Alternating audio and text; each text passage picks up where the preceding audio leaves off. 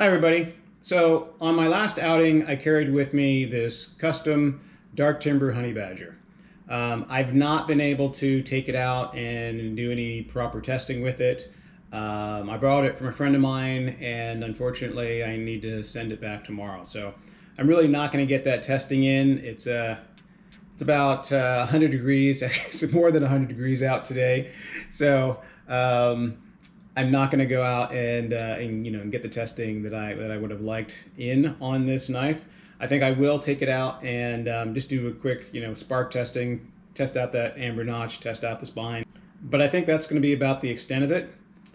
But since I have it, I thought folks might be interested in in a comparison between a Gen 1 mid-tech honey badger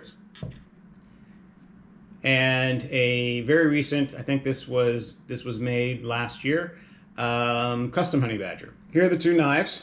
This is the honey badger that everybody knows and loves. This is the mid-tech dark timber honey badger. This is the knife that I recommend for backpacking.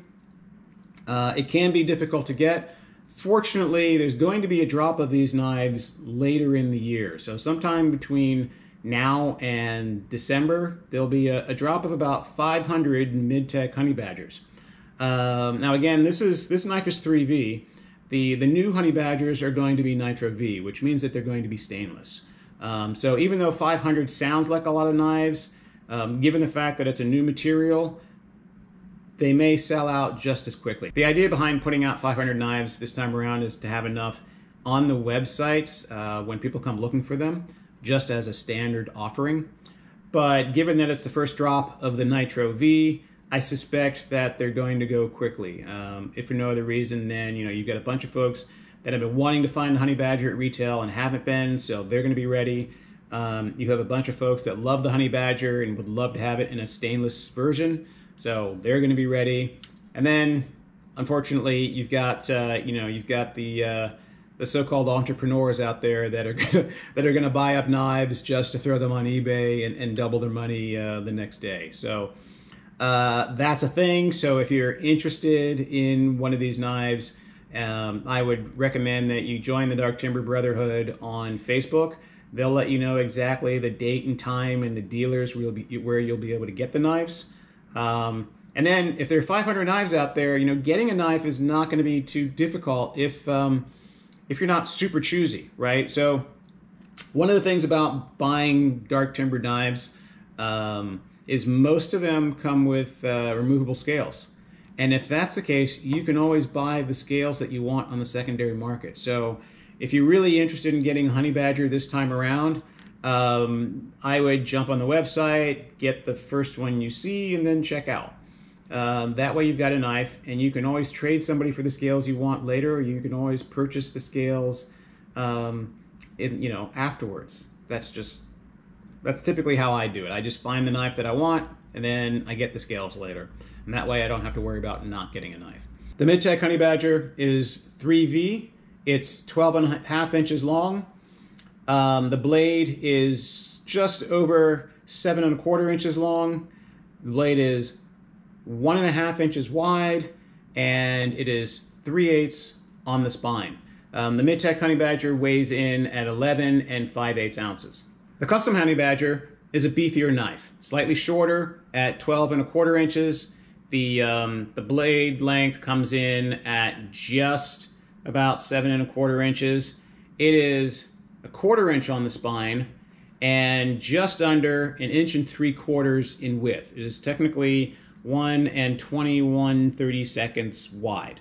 It weighs in at 1 pound, 1 5/8 ounces. It also comes with the amber notch to help in fire starting. Lastly, the mid-tech version has a slightly longer cutting edge because of the inclusion of the amber notch on the custom. This particular knife is 80 CRV2. The handle is ebony with buckeye burl dovetailed in. This knife is 3V with green micarta and black ash burl scales. And that's pretty much it. That's the difference between these two knives. Let's take this one out and do some quick spark testing on the spine, as well as some testing with the amber notch.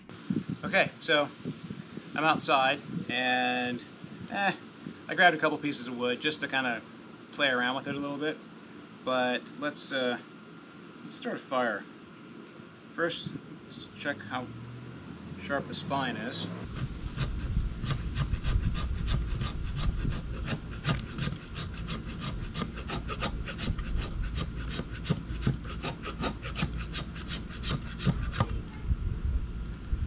That's pretty sharp.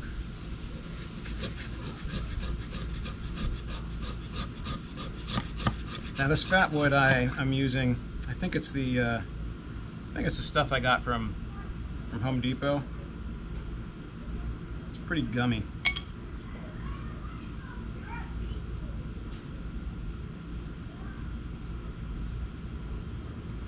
See what kind of sparks I get from the spine.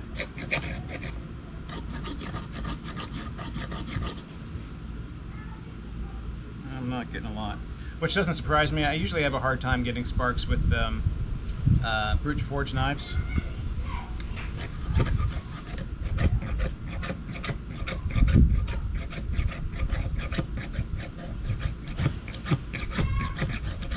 Okay, so I'm obviously not going to get much off the back of the spine with this, which again, not surprising me.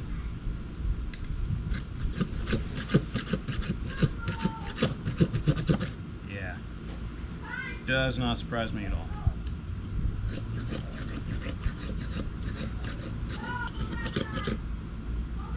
Okay, but it's got the ember notch, and the ember notch is designed specifically for this situation. So what I'm going to do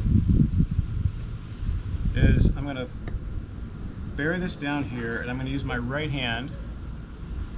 Now, full disclosure here, I'm not great with the ember notch, so we'll see how things go.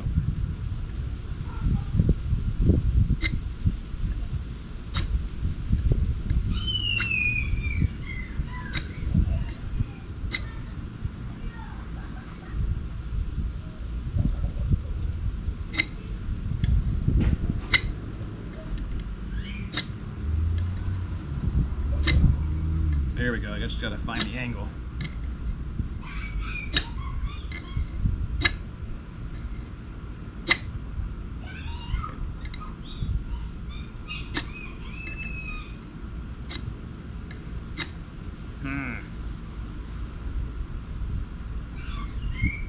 Just gonna do it the old-fashioned way. Use the ember notch and use it like a regular, like I normally would.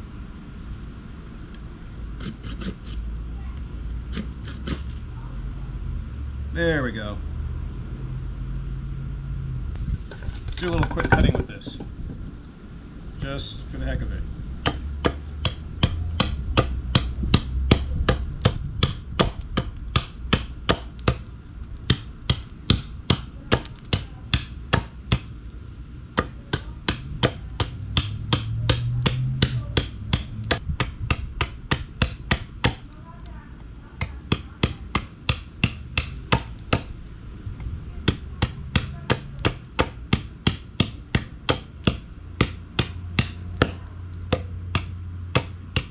Definitely sharp.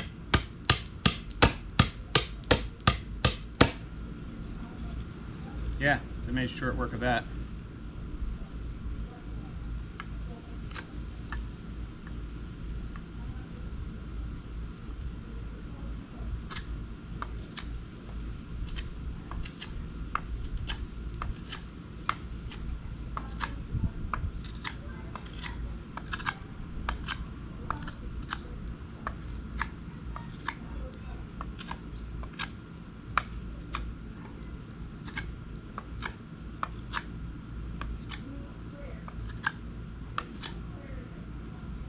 There you go. That's cool. Okay.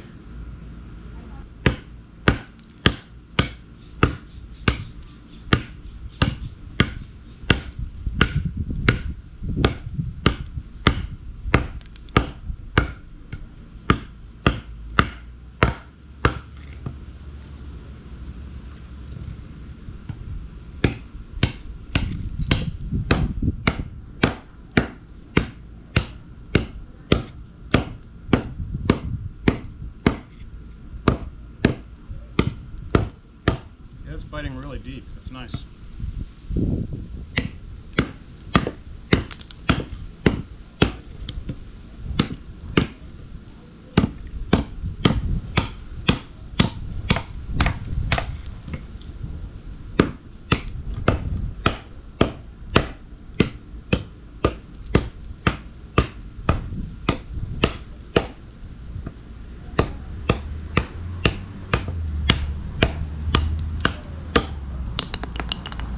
made quick work of that.